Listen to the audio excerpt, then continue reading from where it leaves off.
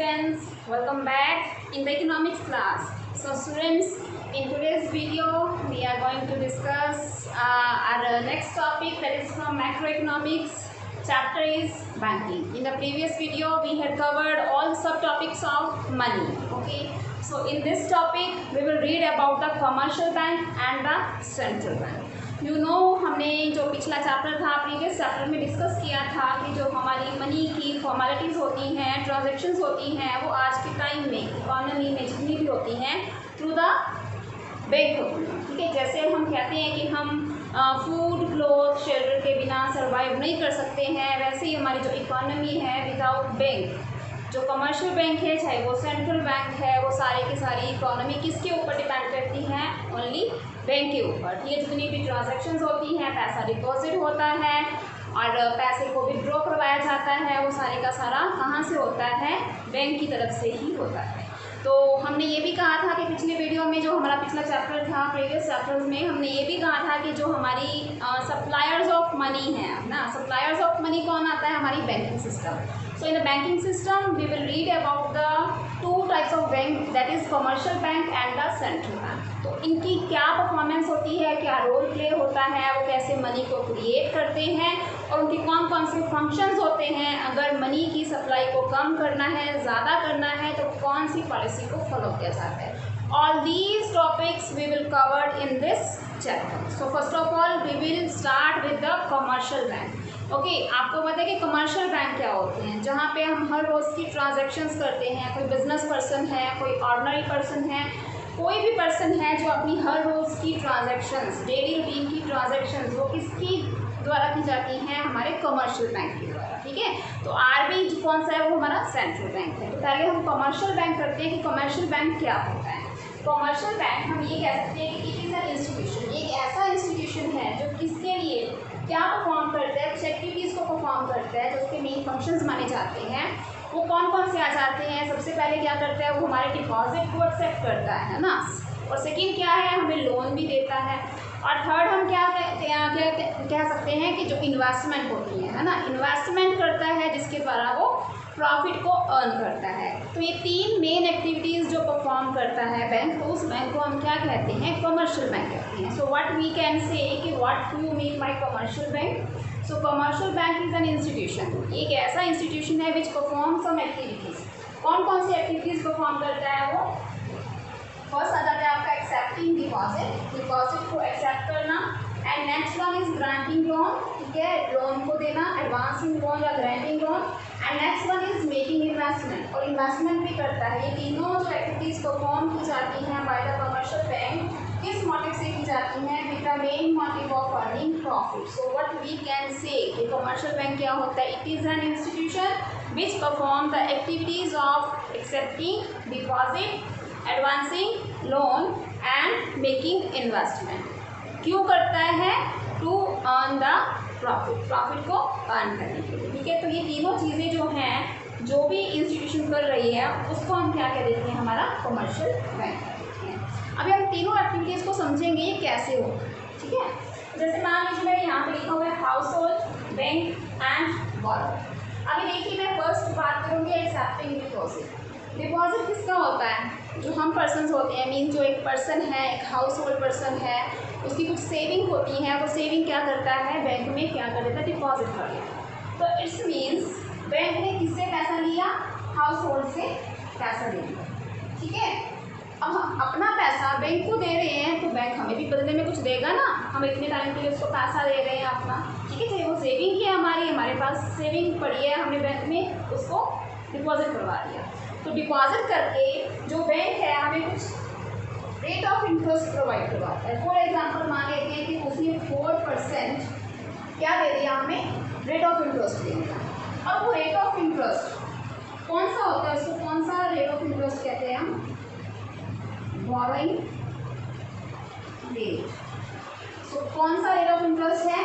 Borrowing rate क्या होती है? It is the rate at which bank क्या करता है? Bank give some amount of interest to household. ठीक है, जो हम पैसा दे रहे हैं बैंक को, उसके बदले में बैंक ने हमें कुछ और ज़्यादा दे दिया, बदले में रेट ऑफ इंटरेस्ट जितना हमारे पास मनी डिपॉजिट है, एंड में जब हम निकलवाते हैं, विड्रॉ करवाते हैं, तो साथ में rate of interest with principal amount जो होती है, ठीक है, वो दोनों मिलकर हमारे पास आ जाते हैं। तो उस रेट को हम कहते हैं बोरोइंग रेट, ठीक है। तो ये क्या है हमारा 4%। इस मीन्स क्या किया हमने, इसको डिपॉजिट किया, और वो डिपॉजिट कौन एक्सेप्ट कर रहा है, हमारा बैंक कर रहा है। इस मीन्स हमारा फर्स्ट जो था मोटिव या इसकी जो एक्टिविटी थी एक्सेप्टिंग डिपॉजिट, मीन्स बैंक ने क्या किया, हाउस होल्ड से डिपॉजिट को एक्सेप्ट किया। अभी क्या है, सेकेंड है हमारा ग्रांटिंग लोन्स। अभी जो बैंक है वो लोन कहाँ से देता है, हमारे ही पैसों से हमें लोन प्रोवाइड कर देता है। वो कैसे करता है, ठीक है, मान लीजिए आपने 1000 रुपीज़ जो है वो यहाँ पे सबमिट करवाए, ठीक है, डिपॉजिट करवाए मीन्स, तो 1000 के ऊपर उसने 4% जो था वो रेट ऑफ इंटरेस्ट आपको दे दिया, मीन्स 1000 के ऊपर आपको कितना मिलेगा, 1000 प्लस 40, है ना, तो 1040 मिलेगा आपको। तो क्या होता है कि जो बैंक होता है, आपने जितना भी सबमिट करवाया, वहाँ पे डिपॉजिट करवाया, उसमें से कुछ रेशो आपके बैंक में रख के बाकी जितना भी अमाउंट होता है वो सारे का सारा लोन पे दे देता है। बैंक अपनी तरफ से कोई भी लोन प्रोवाइड नहीं करवाता, वो क्या करता है, जो हम सबमिट डिपॉजिट करवाते हैं उसमें से कुछ अमाउंट अपने पास रख लेता है और बाकी सारी अमाउंट किसको दे देता है, वो जो उससे लोन लेते हैं। जैसे हम हाउसिंग के लिए लोन लेते हैं, कार लोन लेते हैं, अपने बिजनेस के लिए लोन लेते हैं, एग्रीकल्चर लोन लेते हैं, गोल्ड लोन लेते हैं, so many type of loan सारे, है ना। तो वो लोन कहाँ से मिलता है हमें, हमारे ही पैसों से हमें ही लोन प्रोवाइड किया जाता है। तो इट्स मीन्स बैंक ने बॉरोअर्स को क्या दे दिया, लोन दे दिया। अभी बॉरोअर क्या करेंगे, बॉरोअर बैंक को क्या करेंगे, रेट ऑफ इंटरेस्ट देंगे। जहाँ पे किसने लिया था, ठीक है, बैंक ने लिया था तो बैंक ने इसको दिया।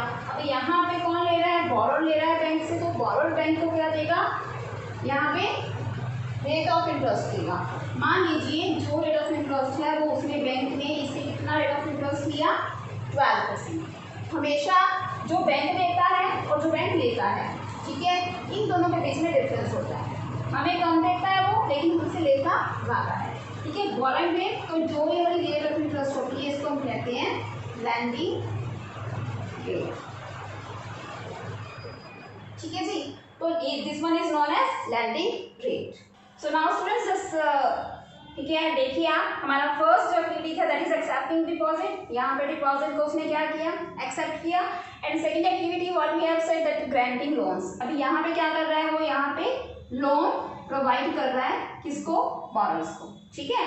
तो यहाँ पे जो उसने पैसा लिया, ठीक है, उसके ऊपर रेट ऑफ इंटरेस्ट था 4%, लेकिन जो पैसा बॉरोअर्स को दे रहा है in the form of loan, उस पे रेट ऑफ इंटरेस्ट वो ले रहा है 12%।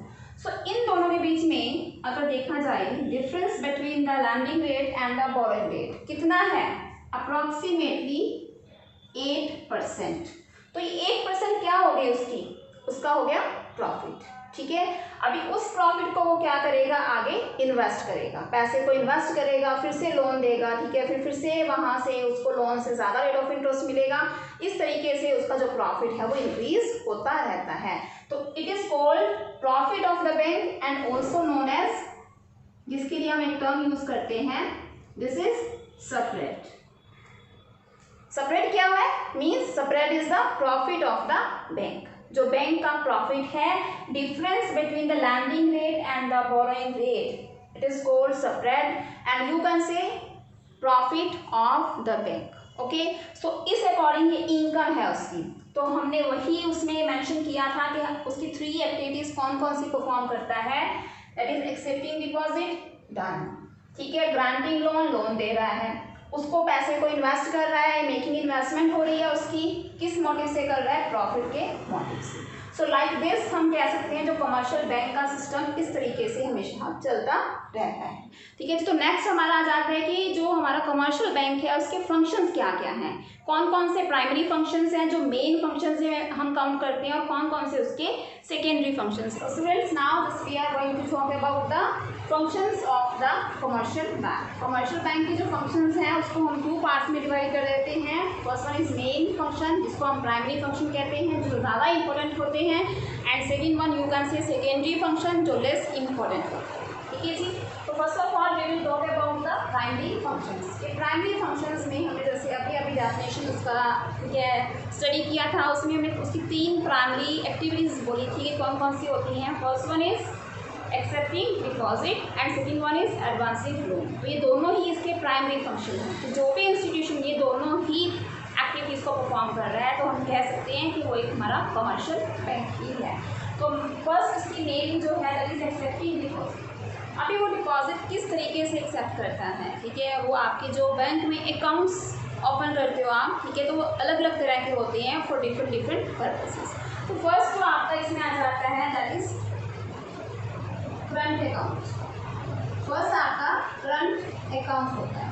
करंट अकाउंट कौन सा होता है? Current account is that account which is mostly opened by the big business persons, जो इंडस्ट्रियलिस्ट होते हैं, जिन्होंने हर रोज़ की ट्रांजैक्शन करनी होती है, हर रोज़ उसमें लाखों रुपया वो डिपॉजिट करवाते हैं और लाखों ही रुपया विड्रॉ करवाते हैं। इसमें कोई भी लिमिट नहीं होती है, चाहे वो लाख रुपए, ठीक है, 1 लाख रुपीज़, 2 लाख, 30 लाख, जितने मर्जी उसमें अपना अकाउंट में वो डिपॉजिट करवा सकती हैं और कभी भी पूरे का पूरा पैसा जो है वो निकलवा सकती हैं। तो मोस्टली इनको कौन ओपन करते हैं? जो बिजनेसमैन होते हैं।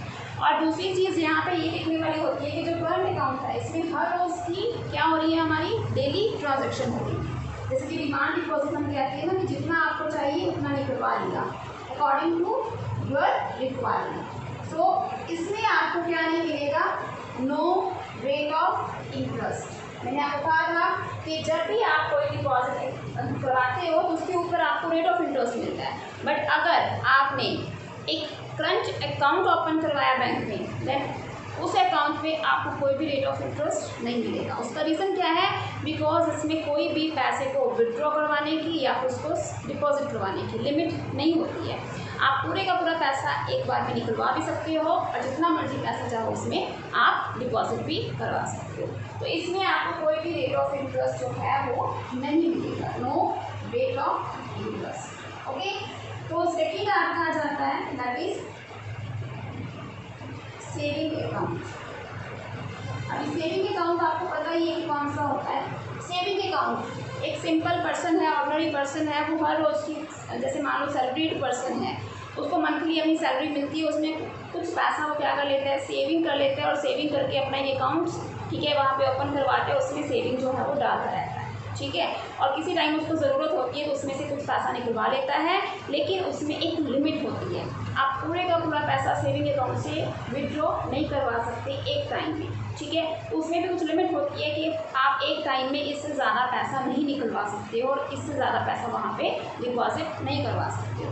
तो जो रोज़ की सेविंग हम कर रहे हैं उसको हम इकट्ठे करके एक बैंक में जो अपना सेविंग अकाउंट है, तो जो मोस्टली हर पर्सन के द्वारा खोला जाता है, ओपन करवाया जाता है बैंक में, तो वो सेविंग अकाउंट होता है, ठीक है, जिसमें हम हर रोज़ की सेविंग को क्या करते हैं? डिपॉजिट करवाते हैं। And according to our requirements, when we need the money, then we can withdraw the money from that account, but there is a limit, ठीक है, लिमिट अमाउंट होती है। आप सारे की सारी मनी को एक टाइम में विड्रॉ नहीं करवा सकते। तो इट्स मीन्स क्या है? इसके ऊपर आपको रेट ऑफ इंटरेस्ट क्या करेगा? मिलेगा, ठीक है। रेट ऑफ इंटरेस्ट क्या मिलेगा आपको? बहुत कम होता है, ज़्यादा नहीं होता है। अप्रॉक्सीमेटली अगर हम कहें 3% to 4% का जो रेट ऑफ इंटरेस्ट है वो मिलता है, ठीक है। पहले ये जो रेट ऑफ इंटरेस्ट था वो आपको आफ्टर 6 मंथ मिलता था। ये 6 मंथ आपने पैसा जमा करवाया हुआ है, उसके ऊपर जितना भी बन गया तो 4% के हिसाब से, अगर मान लीजिए करंट रेट ऑफ इंटरेस्ट 4% है सेविंग अकाउंट पे, तो 4% के हिसाब से जितना भी मिल गया बन गया आपको, तो 6 मंथ का उसमें ऐड होकर आपको मिल जाएगा। बट अभी क्या है, 3 मंथ्स के बाद हो गया कि 3 मंथ्स के बाद आपको जो रेट ऑफ इंटरेस्ट है वो मिल जाएगा। सो दिस इज सेकेंड, ठीक है, आपका अकाउंट हो गया जिसके द्वारा आप डिपॉजिट करवा सकते हो। एंड थर्ड क्या है आपका? Fixed deposit. Fixed deposit means fixed होता है, इसको आप क्या कहते हो? टाइम डिपॉजिट भी क्या देते हैं। इसका शॉर्ट फॉर्म आपने सुना भी होगा, वो क्या होता है? एफडी, है ना। आपके घर में भी कई बार बात होती है तो आपके पेरेंट्स कहते हैं कि ये हमने एक एफडी करवाई हुई है बैंक में। तो एफडी का मतलब होता है फिक्स्ड डिपॉजिट, जो एक फिक्स टाइम के लिए होती है। आप उससे पहले ना तो उसमें कुछ विड्रॉ करवा सकते हो और ना ही आप उसमें कुछ डिपॉजिट करवा सकते हो। फॉर एग्जाम्पल, मैंने 1 अप्रैल 2018 को एक एफडी करवा दी मैंने, ठीक है। कितने की करवा दी? 50,000। उसको पूरा 1 ईयर के लिए किया मैंने, ईयरली एनुअली किया, ठीक है। मैंने एनुअली उसके ऊपर जितना भी रेट ऑफ इंटरेस्ट बन गया, मान लीजिए 31 मार्च को 2019 को जितना भी उसके ऊपर रेट ऑफ इंटरेस्ट था, ठीक है, उस टाइम में करंट रेट ऑफ इंटरेस्ट था, अकॉर्डिंग टू दैट मुझे मिल गया 55,000। तो इसमें ये ईयरली है, 1 ईयर की है, तो मुझे इसी डेट को ही एफडी की जो मैच्योरिटी डेट होती है उसी दिन पैसा मिलेगा, तो ही मुझे 50,000 का 55,000 मिलेगा। मान लीजिए मुझे भी ज़रूरत पड़ गई 31 मार्च से पहले, 30 मार्च को ही मुझे ज़रूरत पड़ गई पैसों की, तो मैंने अपना ये पैसा क्या कर लिया, विड्रॉ करवा लिया। Then at that time you will not get any type of interest, तो आपको सिर्फ 50,000 मिलेगा, जो आपका रेट ऑफ इंटरेस्ट है वो क्या हो जाएगा, वहाँ पे कट हो जाएगा। It's means it's maturity that means fixed है, आप एक दिन भी पहले नहीं करवाते हो तो आपको कोई भी रेट ऑफ इंटरेस्ट उसके ऊपर नहीं मिलेगा। ये आपकी मर्जी है, आप उसको 6 मंथ के लिए भी करवा सकते हो, 3 मंथ के लिए भी करवा सकते हो, 4 मंथ्स के लिए भी करवा सकते हो, एंड 1 ईयर के लिए भी, 2 ईयर्स के लिए भी। जितना आपका टाइम पीरियड ज़्यादा होता जाएगा, ठीक है, तो आपका क्या है उसके ऊपर रेट ऑफ इंटरेस्ट वैसे ही बढ़ जाएगा, ठीक है। तो according to that this is called fixed deposit, जिसको हम टाइम डिपॉजिट भी कहते हैं। इसमें आपकी जो रेट ऑफ इंटरेस्ट होता है comparatively to the saving account वो ज़्यादा होता है, ठीक है। अप्रॉक्सीमेटली आप कह सकते हो 5 to 10%, depends upon the bank also and the जो उस टाइम में करंट रेट ऑफ इंटरेस्ट है उसके ऊपर ही आपको रेट ऑफ इंटरेस्ट मिलेगा। बट श्योरली जो आपका रेट ऑफ इंटरेस्ट होगा एफडी के ऊपर वो सेविंग अकाउंट से ज़्यादा होगा, कम नहीं होगा। सो this is third type of deposit. And fourth one क्या आ जाता है आपका, इसको बोलते हैं हम रेकरिंग डिपॉजिट। अभी रेकरिंग डिपॉजिट भी लाइक ऐसे ही होता है, बट इसमें क्या है, आपने एक बार में ही, ठीक है, सारे का सारा पैसा यहाँ पे क्या करवा दिया, डिपॉजिट करवा दिया। यहाँ पे जो रेकरिंग डिपॉजिट होता है उस पैसे को आप इंस्टॉलमेंट में कर सकते हो।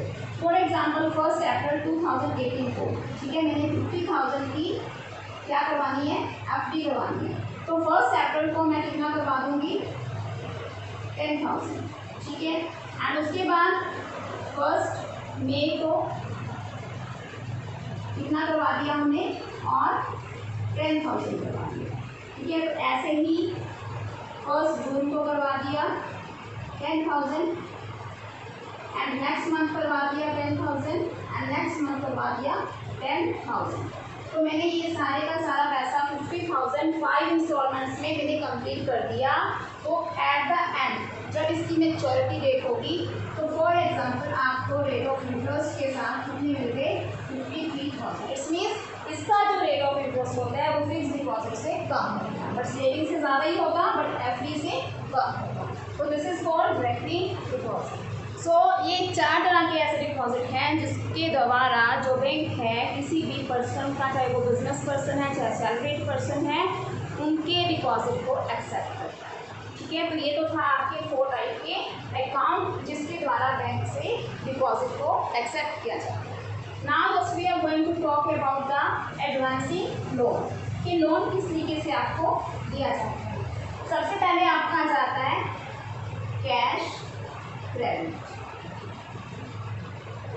अभी कैश क्रेडिट क्या होता है, फॉर एग्जांपल मान लीजिए कि किसी पर्सन ने लोन लेना है, ठीक है, तो लोन लेने के लिए उसको क्या है, कैश क्रेडिट के अकॉर्डिंग उसने बोला कि मुझे 50,000 का लोन चाहिए, 50,000 का लोन चाहिए, तो 50,000 के 50,000 रुपीज़ जो हैं वो क्या हो जाएंगे, आपके बैंक में ट्रांसफ़र हो जाएंगे, ठीक है। 50,000 रुपीज़ आपके बैंक में ट्रांसफ़र हो गई एज अ लोन। तो इसका मतलब क्या है, जब आपके पास वो ट्रांसफ़र हो गई, चाहे तो आप उस मनी को यूज़ करें, चाहे आप उस मनी को यूज़ ना करें, ठीक है। इसमें क्या होता है, आपको बदले में जो आपकी एसेट्स होती हैं, एसेट्स मान लीजिए कि आपके पास शेयर पड़ा है, कोई बॉन्ड्स पड़े हैं, ठीक है, तो एज अ कोलेक्ट्रल आपको किसको देना पड़ेगा, बैंक को देना पड़ता है, ठीक है। बैंक सिक्योरिटी के फॉर्म में कुछ ना कुछ आपसे लिया लेती है, आपके शेयर्स, आपके बॉन्ड्स, डिबेंचर्स वगैरह रखवा लेती है in the form of security. तो जब वो उसने अपने पास रखवा लिए और आपको 50,000 रुपीज़ जो है वो लोन पे दे दिया और आपके बैंक में ट्रांसफ़र हो गया। अभी ये आपके ऊपर डिपेंड करता है कि you are using that money और नॉट, बट आपको क्या देना पड़ेगा, बैंक को रेट ऑफ इंटरेस्ट फुल देना पड़ेगा, चाहे आप उसको यूज़ कीजिए चाहे बैंक में ऐसे का ऐसा पड़ा रहने दीजिए, ठीक है। तो लेकिन बैंक ने क्या करना है, जब आप उसको लोन जिसकी प्रिंसिपल अमाउंट है प्लस रेट ऑफ इंटरेस्ट जितना भी उसने बोला चार्ज किया, इन दोनों को प्लस करके जब आप बैंक को वापस कर दोगे तो आपके जो शेयर्स हैं, आपके बॉन्ड्स हैं, वो आपको वापस कर दिया जाएगा। सो लाइक दिस वो क्या करते हैं, आपको लोन प्रोवाइड कर देते हैं। This is your first type, ठीक है। So friends, second one is demand loan. Demand loan क्या होता है, वही सेम थिंग, जैसे कि मान लीजिए आपने 50,000 जो है वो रुपीज़ लोन पे लेना है, ठीक है। तो वो बैंक क्या कर देगा, आपके अकाउंट में ट्रांसफ़र कर देगा। 50,000 का फॉर एग्जांपल आपने 1 जनवरी 2018 को बैंक से लोन लिया। इसमें आपको कोई भी चीज़ एरो सिक्योरिटी, आपके जो डिबेंचर्स हैं, शेयर्स हैं, बॉन्ड्स हैं, वो कुछ भी नहीं आपको देना पड़ता। लेकिन इसमें ठीक है, बैंक डिमांड कर लेता है कि मान लीजिए 1 जनवरी को आपने लोन दिया तो मुझे 1 मार्च 2018, ठीक है, इसके बाद बैंक ने बोल दिया मैं कभी भी अपना लोन वापस ले सकता हूँ with full rate of interest and you have to return, ठीक है। आप ये नहीं कह सकते हो कि आपने तो ऐसे ही मांग लिया, हमें कोई पता नहीं था, ठीक है, आपने इन्फॉर्म नहीं किया। उसने अगर एक आपको डेट दे दी कि 1 मार्च 2018 के बाद हम कभी भी अपना लोन वापस ले सकते हैं with full rate of interest, then you have to pay, ठीक है, you don't have any type of excuse. तो it's means that is demand loan, जिसमें क्या है, आपको कोई सिक्योरिटी नहीं देनी पड़ती है, ये आपका फ़ायदा होता है, लेकिन आपको रेट ऑफ इंटरेस्ट देना पड़ता है। बट क्या है, इसमें टाइम पीरियड जो होता है वो फिक्स हो जाता है, उसमें लिमिटेशन आपकी यही आ जाती है कि लिमिट टाइम ऑफ पीरियड आपको मिल जाता है। And third one is short term loans. Short term loans, अब ये शॉर्ट टर्म लोन्स क्या होते हैं, ये भी ऐसे होते हैं। Short term loans for short time of period, ठीक है, not for long term, long time के लिए नहीं होते हैं। इसमें भी क्या है, 50,000 रुपीज़ आपको चाहिए लोन पे, ठीक है। तो इसमें आपकी जो सिक्योरिटी होगी वो कोई भी आपकी एसेट हो सकती है। फॉर एग्जांपल आपकी प्रॉपर्टी के जो पेपर हैं, है ना, या आपका कोई व्हीकल है, उसको in the form of collateral security के फॉर्म में वो रखिएगा एंड आफ्टर दैट आपको लोन जो है वो प्रोवाइड करवा देगा एंड सीधे आपके बैंक अकाउंट में चला जाएगा, ठीक है। और जितने टाइम के बाद उसने बोला और आपको फिर वापस करना पड़ेगा, ठीक है जी। तो ये तो थे आपके एडवांसिंग लोन्स के, कि लोन किस तरीके से वो किस टाइप में जो बैंक है एक पर्सन को लोन दे सकता है। और ये जब ये तो जो था वो था आपका एक्सेप्टिंग डिपॉजिट, कि डिपॉजिट को वो किस फॉर्म में एक्सेप्ट करता है, जिसमें आपके 4 तरह के मेन अकाउंट आ जाते हैं। तो नेक्स्ट हम करते हैं अभी सेकेंडरी इसके फंक्शन। सेकेंडरी फंक्शंस कौन सी हैं, these are primary functions. So now students, we will talk about the secondary functions of the commercial bank. कि commercial जो बैंक है वो secondary function कैसे परफॉर्म करता है। सबसे पहले हमारा जहाँ तक है ओवरड्राफ्ट फैसिलिटी। ओवरड्राफ्ट का मतलब आपको पता होगा, जो स्टूडेंट्स ऑलरेडी कॉमर्स के स्ट्रीम्स के हैं उनको पता है कि ओवरड्राफ्ट का मतलब क्या होता है। फिर भी हम आपको एग्जाम्पल की तरफ से हेल्प से समझा सकते हैं कि ओवरड्राफ्ट का मीन्स क्या है। फॉर एग्जाम्पल मान लीजिए आपके बैंक अकाउंट में है 900 रुपीज़, ओके, बैंक अकाउंट में कितने पैसे हैं 900, लेकिन मैंने किसी पर्सन को दे दिया एक चेक भर के 1000 रुपीज़ का, ठीक है। तो बैंक में 900 है, तो अकाउंट में तो हमारे कितने हैं 900, बट मैंने चेक कितने का दे दिया 1000 का। इट्स मीन्स वो चेक हमारा क्लियर नहीं होगा, वो क्या हो जाता है हमारा एंडोर्स हो जाता है, ठीक है, कि मान लीजिए वो कैंसिल हो गया, जिससे हमारी जो रेपुटेशन होती है, हमारी गुडविल बनी होती है, वो ख़त्म हो जाती है सामने वाले पर्सन के सामने, ठीक है। तो वो पर्सन क्या सोचता है कि यार इसके तो अकाउंट में पैसे ही नहीं है और मुझे ये 30 निगम का जो चेक था वो दे दिया, अब मैं क्या करूँ। तो क्या करता है, उस गुडविल को बचाने के लिए जो बैंक होता है वो अपनी तरफ से, ठीक है, 900 की जगह पे वो कितने का 1000 का चेक जो होता है वो उसका क्लियर कर देता है। मीन्स वो 100 रुपीज़ किसकी तरफ से चले गए, वो बैंक की तरफ से चले गए। तो जो 100 रुपीज़ गया वो क्या आ जाता है हमारा overdraft. It's means this facility is provided by the commercial bank. But एक लिमिट में। ऐसा नहीं है कि जी 900 रुपये का आपने चेक दे दिया, लेकिन ठीक है आपके बैंक में है 900 रुपये अकाउंट में और आपने दे दिया उसको 1 लाख रुपये का, नहीं इतना नहीं होगा, ठीक है। 100, 200, 1000, 2000 समथिंग, ठीक है। कुछ अमाउंट ऐसे होते हैं कि आपकी गुडविल को बचाने के लिए वो अमाउंट अपनी तरफ से डालकर क्या कर लेता है, ओवरड्राफ्ट कर देता है और सामने वाले पर्सन का चेक क्लियर कर देता है। और जब आप दोबारा से उस बैंक में अपने अकाउंट में ठीक है पैसे सबमिट करवाते हो, डिपॉजिट करवाते हो, तो उसमें से वो क्या हो जाते हैं, 100 रुपीज़ डिडक्ट हो जाते हैं with some rate of interest, जितना भी चल रहा है 1%, 2%, ठीक है। जैसे मान लीजिए कि 100 है, 100 के ऊपर अगर 1% भी लगाया तो कितना हो जाएगा उसका, ठीक है 2% हो जाएगा, कुछ भी मतलब इतना जो रेट ऑफ इंटरेस्ट होता है साथ में वो भी वापस ले लेता है। तो this is called overdraft facility. It's means क्या है, आपकी गुडविल भी अच्छी हो गई, ठीक है, आपकी गुडविल खराब नहीं हुई, बैंक ने आपको पैसा दे दिया और आपका चेक भी क्लियर हो गया और सारे का सारा झंझट क्या हो गया, खत्म हो गया। So this is called overdraft facility and it is given by the commercial bank to us, ठीक है। और जो ओवरड्राफ्ट फैसिलिटी किसको दी जाती है, जो करंट अकाउंट में होते हैं मोस्टली, जो बड़े बड़े बिजनेसमैन होते हैं, ठीक है, उनकी गुडविल को रखने के लिए। तो नेक्स्ट आ जाता है हमारा, that is discounting bills of exchange. Bills of exchange, उसके ऊपर क्या कर देना, आपका डिस्काउंट दे देना। अब डिस्काउंट कैसे होगा, मान लीजिए मैंने किसी पर्सन को, ठीक है, सामान बेचा, सामान बेचने के बाद मुझे कितने का सामान बेचा, मैंने 1 लाख रुपए का सामान बेच दिया, ठीक है। और उस पर्सन ने मुझे एक बिल दे दिया 3 मंथ्स का, कि 3 मंथ्स के बाद आप ये बिल बैंक में जाकर ले आना, आपकी जो अमाउंट है वो 1 लाख रुपए क्लियर हो जाएगी, ठीक है। तो मैंने उसे वो बिल था वो ले लिया, 3 मंथ्स के बाद मैं जाऊँगा तो वो बिल क्या हो जाएगा मेरा, ठीक है, वहाँ पे सबमिट हो जाएगा और मुझे 1 लाख रुपया मिल जाएगा। बट क्या हुआ कि 1 महीने के बाद जो मेरी कंपनी थी वो बिल्कुल ही किस कंडीशन में आ गई, ख़त्म होने लग गई, ठीक है, मुझे घाटा पड़ गया। तो मैं क्या करूँगा, वो 1 लाख रुपया मुझे चाहिए, मैं बैंक के पास जाऊँगा, उसको वो बिल दिखाऊँगा, तो बैंक क्या करेगा, उसमें से कुछ परसेंटेज अपने पास रख के, मान लीजिए 1% अपने पास रख के, 1 लाख का 1% अपने पास रख के बाकी की सारी जो अमाउंट है वो मुझे दे देगा, ताकि जो मेरी कंपनी डूबने से बच जाए, ठीक है। तो क्या करेगा, 1 लाख में से 99,000 रुपीज़ जो है वो मुझे दे देगा और 1000 रुपीज़ उसमें रख देगा। और जब 3 मंथ्स के बाद वो बिल होगा, ठीक है, तो मैं 1 लाख रुपीज़ जो है वो उसको दोबारा से बैंक को दे दूँगी। तो इसमें कुछ डिस्काउंट देगा उसमें, कुछ डिस्काउंट मीन्स जो डिस्काउंट अमाउंट थी 1000 रुपीज़ जो रेट ऑफ इंटरेस्ट उसने लिया वो रख के बाकी सारे अमाउंट हमें दे देता है, ताकि हमें एमरजेंसी कंडीशन में अगर पैसे की ज़रूरत हो तो वो मिल जाए। तो this is called discounting bills of exchange, ठीक है। तो ये फैसिलिटी भी कौन करता है हमारे लिए, हमारा कमर्शियल बैंक करता है। नेक्स्ट है agency function. Agency means agent. Agent कौन होता है, जो हमारे लिए काम करता है। जैसे मान लीजिए आपने एक नया मोबाइल खरीदा, आपने एक नई कार खरीदी, आपने एक नया बाइक खरीदा, लेकिन वो इंस्टॉलमेंट पे खरीदा और आपकी हर मंथ के अकॉर्डिंग जो आपकी EMI जा रही है 1000 रुपीज़, तो आप बैंक को बोल देते हो कि मेरे अकाउंट में से हर मंथ की 10 तारीख को, 10 डेट को इतने रुपए की जो EMI है वो इस कंपनी को दे दी जाए, ऑलरेडी बिना मेरे पूछे। मैंने बैंक को इंस्ट्रक्ट कर दिया और मेरे अकाउंट में से हर मंथ में 10 तारीख को मेरे अकाउंट में से 1000 रुपया डिडक्ट होकर वो किस में ट्रांसफ़र हो जाता है, उस कंपनी के अकाउंट में ट्रांसफ़र हो जाता है।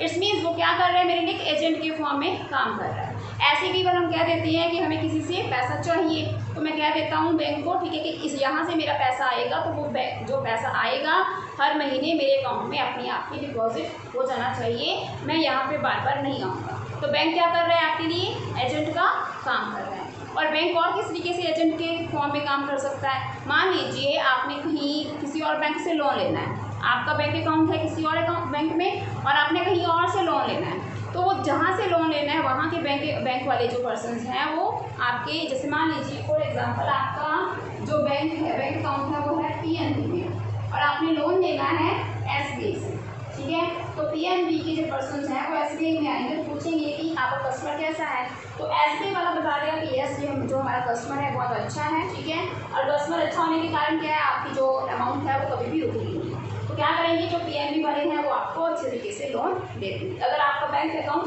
SBI में है, बैंक अकाउंट SBI में है और लोन आपने लेना है PNB से, ठीक है। PNB से लोन कब मिलेगा, जब SBI से वो अपनी पूरी जांच पड़ताल कर लेंगे आपके बारे में। तो इसमें जो आपका बैंक है, SBI बैंक है, आपके लिए एजेंट के फॉर्म में काम कर रहा है। तो ये आपकी हो जाती है एजेंट सर्विस, ठीक है। तो एजेंसी फंक्शन हो जाता है जो कि आपके लिए काम करता है।